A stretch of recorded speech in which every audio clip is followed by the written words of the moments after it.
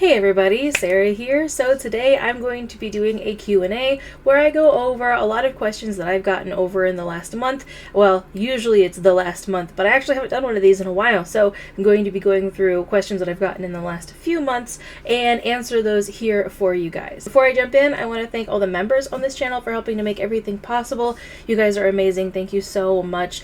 For anybody else who would like to become a member, you can click join under any video to do that, and you get different perks based on the different level that you choose. Also, thank you to Reptilinks for helping to support this channel. If you want to use my code SarahSnake27 at checkout at Reptilinks.com, you'll get a discount on some of this awesome food for your snakes. I also have a website, SarahSnakeshop.com, where I sell corn snakes and corn snake accessories. I also have some corn snakes up for sale on Morph Market if you would like to check me out there. Please remember to like, subscribe, share if you like this kind of content, and I'm going to go ahead and jump into answering these questions. These questions came from both Facebook and YouTube. Question number 1 came from my caramel combinations video, and it says, I also see honey as another caramel mutation. Is that similar to amber, or is it more similar to gold dust? And the answer is kind of neither. I would say honey, since being a sun-kissed combined with caramel, that's not going to be related to the hypo type that creates amber,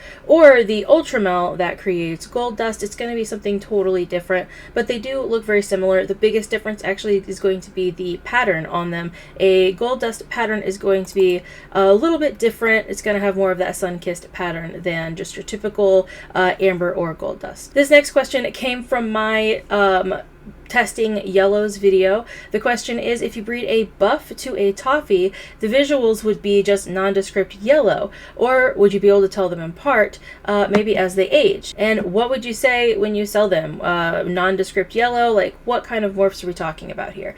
And so if you have a homozygous toffee and you breed it to a homozygous buff, and of course we're still not really sure if those are the same morph or not, at the very least you know that it's going to have one copy of buff and one copy of toffee. So I would say you could say a het toffee, het buff, but that also at the end of the day might just mean homozygous for it would be buff. It would default to buff. If you want more details on all of that stuff, I will link a video up above that I did on that.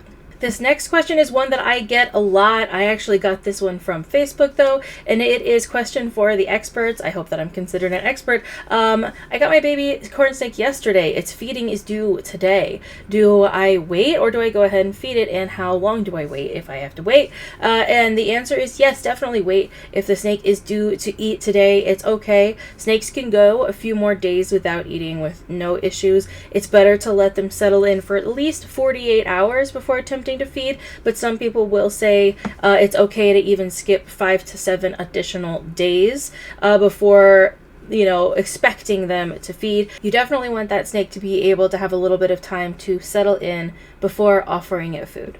This next question came from YouTube, and the question is, do female lavenders still have issues?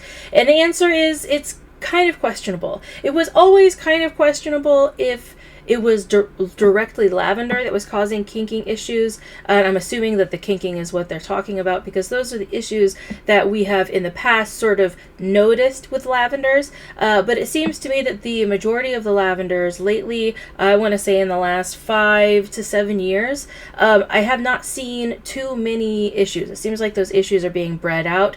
I've seen a lot more lavender lines that are healthy recently, so I think that a lot of those lavender lines that were really bad with the kinking issues are not going to be as prevalent in the hobby as they seemingly used to be. Question number 5. What about coral ghost per Ian's vivarium? They are strawberry and erythristic. Is that true? Originally, when the name coral came up, everyone thought that it was going to be strawberry mixed with something else, but we have since learned that strawberry is just a regular hypomelanistic type. It does not add those extra pinks in there, and so unfortunately Ian's vivarium is incorrect on this point, and we've kind of had this talk off and on about how do we move on once we have learned that, you know, an old combination isn't what we thought it was. When we learned that peach was a mutation, we actually started calling things peach plus something else, and I think that that's the approach that we need to be having with this.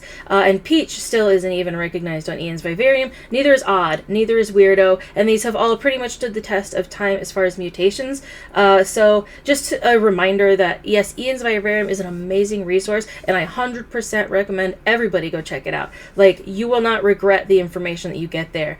However, there are some things that we have learned since that information was originally put into Ian's Vivarium that have not yet been updated, so just kind of keep that in mind. Question 6 is, what morphs would be produced from a wild to Sunkist breeding? And the answer is you would probably just get the wild type, the normal type, and they would carry the morph Sunkist. If you want to know how to calculate your own gene mutations, I'm going to put links below in the description for all of these different places to help you guys learn how to do that. This next question came from Facebook. My corn snake still has not eaten since December. I don't know what to do.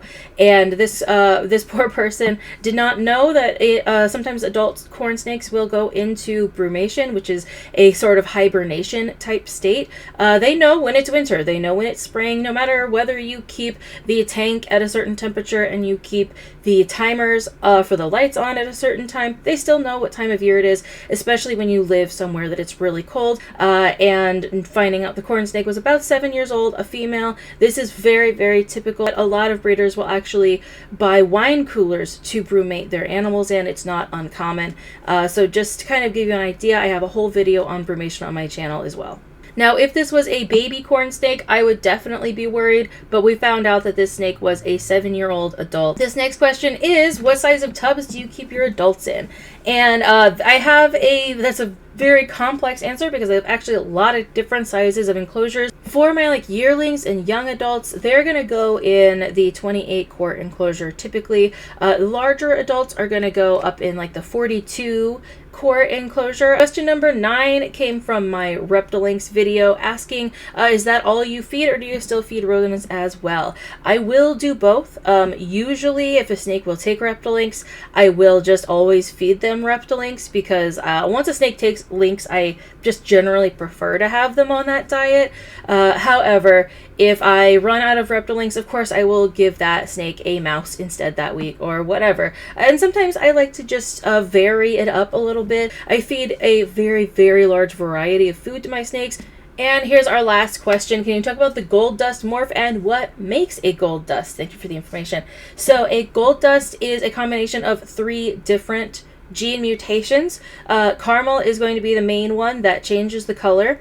So, your normal corn snakes are going to have a lot of reds and yellows and blacks. Caramel is pretty much just going to make all those reds more of a caramel toned yellow instead. The other 2 morphs that are in there are a combination of Amel and Ultra, which is Ultramel, which sort of looks more just like a hypotype. And so when you mix that hypotype with caramel, you get a gold dust. And a gold dust is going to look very similar to an amber or topaz. Thank you so much for watching the video. I hope that you enjoyed or you learned something. Please remember to like, subscribe, and share if you did, and I will see you in a new video soon.